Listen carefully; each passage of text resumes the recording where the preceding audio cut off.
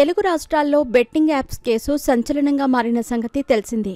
గత కొన్ని రోజులుగా బెట్టింగ్ యాప్స్ని ప్రమోట్ చేస్తున్న సెలబ్రిటీలపై పోలీసులు సీరియస్ యాక్షన్ తీసుకుంటున్నారు. ఈ క్రమంలో చాలా మందిపై కేసులు నమోదు చేశారు. బెట్టింగ్ యాప్స్ని ప్రమోట్ చేసిన సెలబ్రిటీలు విచారణకు హాజరు కావాలని పోలీసులు నోటీసులు జారీ చేశారు. అయితే బెట్టింగ్ కేసు వ్యవహారంలో యూట్యూబర్, ప్రపంచ యాత్రికుడు నా అన్వేష్ కీలక పాత్ర పోషిస్తున్నాడు. బెట్టింగ్ యాప్స్ ప్రమోట్ చేసిన వారి భరతం పడుతున్నాడు. ఎంత పెద్ద స్టార్ అయినా సరే ఎవ్వరినీ వదిలిపెట్టడం లేదు. ఈ నేపథ్యంలో తాజాగా కమెడియన్ అలీపై షాకింగ్ కామెంట్స్ చేశాడు నా అన్వేష్. బెట్టింగ్ యాప్స్ విషయంలో కమెడియన్ అలీని నా అన్వేష్ టార్గెట్ చేశాడు. అలీ, ఆయన భార్య జుబేదా కలిసి యూట్యూబ్ ఛానల్లో బెట్టింగ్ యాప్స్ని ప్రమోట్ చేశారని నా అన్వేష్ సెటైర్స్ వేశాడు. ఒక బిర్యానీ వీడియోలో యాప్స్ని ప్రమోట్ చేశారని అన్నారు. 10,000 ఖర్చుతో పేదలకు బిర్యానీ పంచి వ్యూస్ ద్వారా యూట్యూబ్లో 10 లక్షలు సంపాదించారని అన్నారు. 1,000 కోట్ల ఆస్తి ఉండి ఇలాంటి దారుణాలకు ఒడిగడతావా అని మండిపడ్డాడు.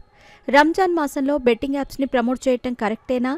అల్లా ఎక్కడైనా ఇలా చేయమని చెప్పారా అని ప్రశ్నించారు. మీ వల్ల ఎంతోమంది నమ్మి తమ జీవితాలను పోగొట్టుకున్నారని అన్నారు. అయితే ఎప్పుడు బూతుని మిక్స్ చేసి వీడియోలు చేసే నా అన్వేష్ ఆలీ గురించి మాట్లాడిన సందర్భంలో పెద్దగా బూతులు మాట్లాడలేదు. కానీ ఈసారి ఆలీని టార్గెట్ చేశాడనే చెప్పాలి. మరి ఆలీ దీనిపైన స్పందిస్తాడా లేదా అనేది చూడాలి. ఇక బెట్టింగ్ యాప్లను ప్రమోట్ చేస్తున్న 11 మంది టాలీవుడ్ సెలబ్రిటీలకు ఇప్పటికే పోలీసులు నోటీసులు పంపించారు.